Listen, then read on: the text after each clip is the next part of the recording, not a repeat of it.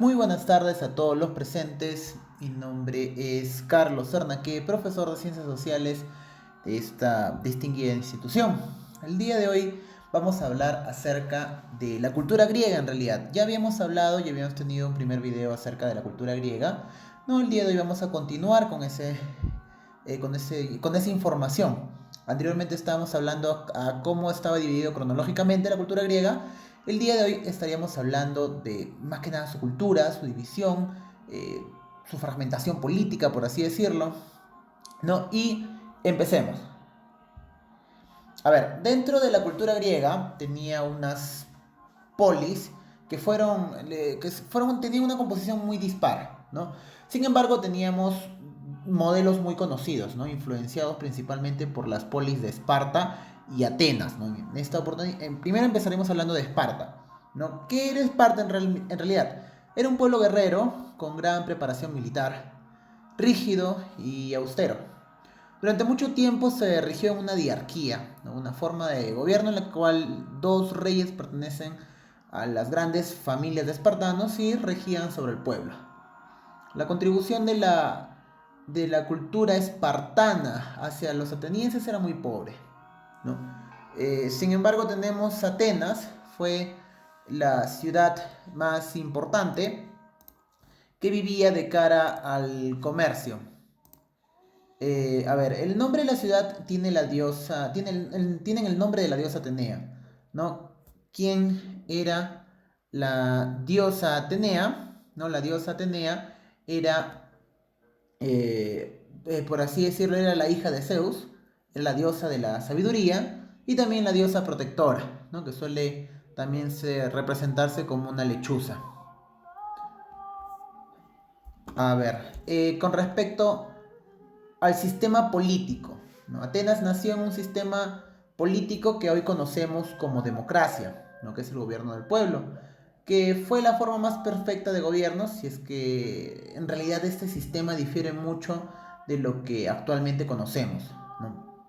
Fue Pericles quien sentó las bases de este gobierno democrático, pero en siglos anteriores le debemos esta le debemos esta condición a legisladores como Solón o tiranos como Pisístrato y Clístenes, ¿no?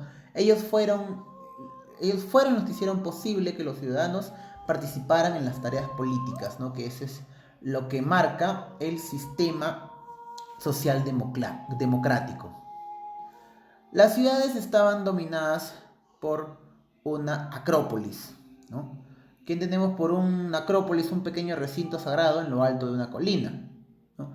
Las acrópolis de Atenas albergaban el tesoro de la ciudad y diversos templos para ritos religiosos y altares para ofrendas. La diosa Atenea era la patrona y protectora de la ciudad, ¿no? También era honrada en el Partenón de Atenas. El Partenón de Atenas fue mandado a construir por Pericles, ¿no? Puesto que los persas arrasaron con la antigua Acrópolis, ¿no? En las guerras médicas, ¿no? Fue realizada como agradecimiento de la ciudad, realizada como agradecimiento a la reconstrucción a los dioses por la victoria que ellos pudieron llegar a tener, los griegos tuvieron frente a los persas, ¿no? Quienes fueron los arquitectos fueron Íctinos y Calígrates, que estuvieron al mando del arquitecto Fidias. Y acuérdense muy bien de ese nombre por si acaso ustedes visitan Grecia, ¿no? Y donde podrán ustedes escuchar la leyenda de la decoración escultórica de la estatua de la diosa Atenua de Partenos, ¿no? Que era cada año era agasajado con ofrendas, ¿no? Aparte de las acrópolis había otro tipo de recinto sagrado. Estos eran los santuarios. Un santuario era un recinto panhelénico, ¿no? Por lo tanto, su financiación, a diferencia de las acrópolis, dependía de todo el mundo griego. Es por eso que le mencionaba que dentro del concepto democrático, todo el pueblo asumía la responsabilidad del gobierno, ¿no? Lo cual en la actualidad no es así, ¿no? Solamente en la actualidad el pueblo asume, por así decirlo, la responsabilidad de elegir al líder. Nada más. Después de ello, bueno, tienen otras labores, tienen otros deberes también, pero no eran tan así como en la cultura griega, ¿no? Tenemos dos santuarios importantes. Primero, el santuario de Delfos. Era el santuario, algunos historiadores dicen que es el santuario más importante del mundo, ¿no? Este estaba dedicado al dios Apolo, ¿no? En el santuario de Delfos se hallaba el oráculo, ¿no? El oráculo de Apolo en Delfos se convirtió en toda una institución en Grecia, en realidad, ¿no? ¿Cómo funcionaba? La consulta se realizaba a través de una sacerdotisa llamada pitonisa. La pitonisa consumía algún tipo de brebaje y entraba en trance y pronunciaba palabras inconexas. Un sacerdote se encargaba de darle coherencia a todo lo que decía la pitonisa, y todo lo que salía o todo lo que interpretaba el sacerdote se interpretaba en forma de proverbio, ¿no? En el cual él busca un consejo acerca de lo que se puede interpretar, ¿no?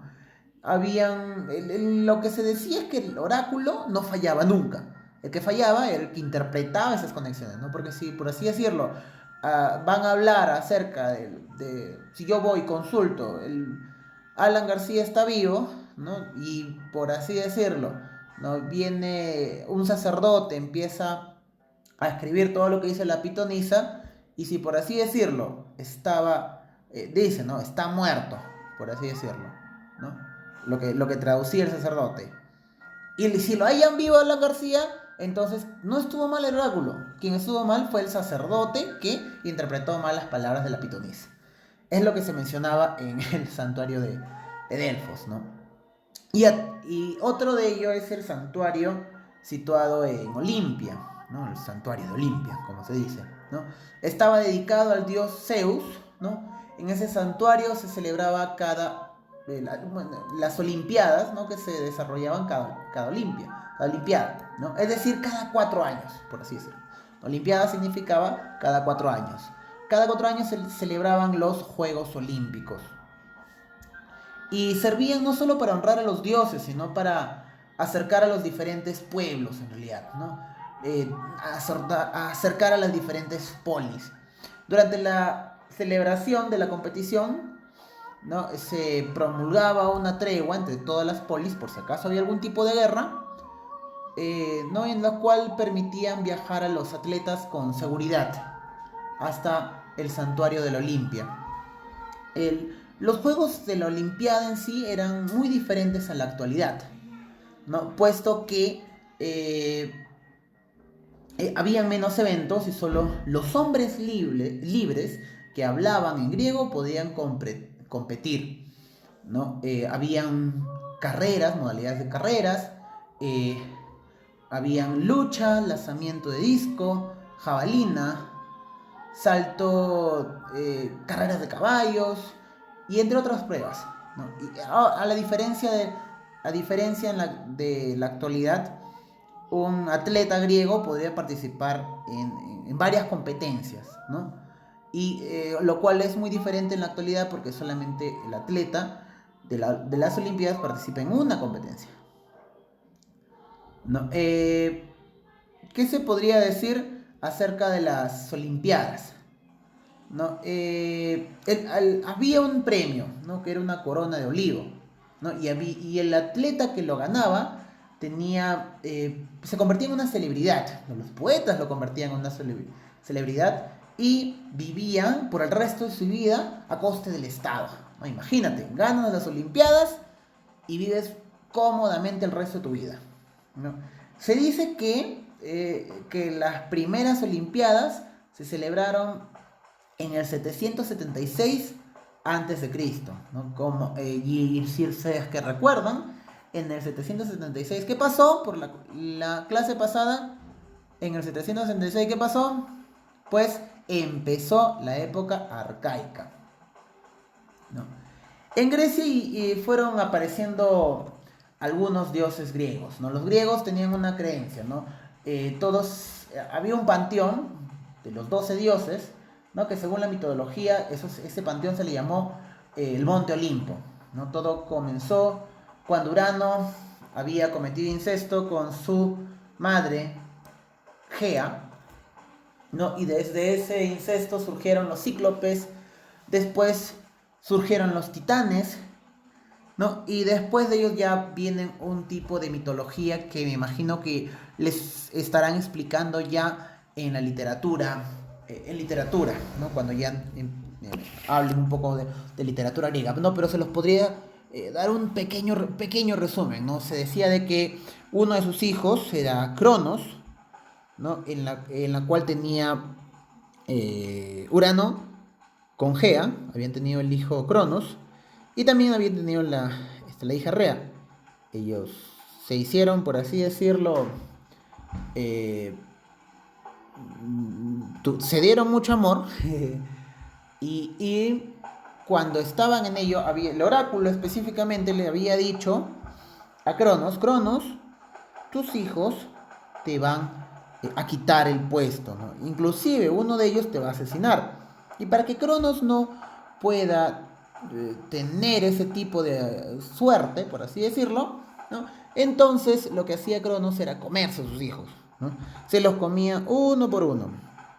Se comió a Hades, a Poseidón, a Hestia, y también se lo comió a Zeus, ¿no? Pero en este caso, justo Rea, cuando ya estaba cansada de que su pareja siempre se coma a todos sus hijos, entonces ya en la labor de parto cambió a su hijo Zeus por una piedra, ¿no? Y entonces ya Cronos solamente se los tragaba, ya tenía la costumbre de comerse a los hijos.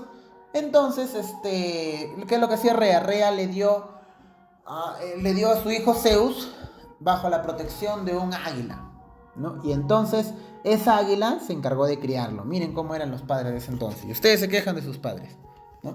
Se encargó de criarlo a Zeus. Y bueno, Zeus se fue donde los cíclopes. Los cíclopes le dieron, que también eran por así decirlo, sus tíos, ¿no? Y entonces los cíclopes le dieron un arma que es el rayo, pues, ¿no? Y entonces con eso le abrió la panza a su papá Cronos y sacó a sus hermanos. Y junto a sus hermanos vencieron a Cronos, ¿no? Y después ya vinieron otro tipo de, de historias a partir de ellas, ¿no? También se podría mencionar acerca de la literatura, ¿no? Todo lo que se conoce acá ha sido sacado de la literatura. Se habla mucho de los dioses por dos obras muy fundamentales, ¿no? Que son la Ilíada y la Odisea, ¿no? En la cual hablan de la destrucción de Troya, hablan de las aventuras de Ulises y todo ello. Pero eso me imagino que eso ya lo estarán descubriendo en las clases de literatura, ¿no? Sin nada más que decirles, mencionarles que rescaten lo positivo de esta situación, rescaten lo positivo de esta condición, y espero verlos en una próxima oportunidad. Muchísimas gracias a todos ustedes.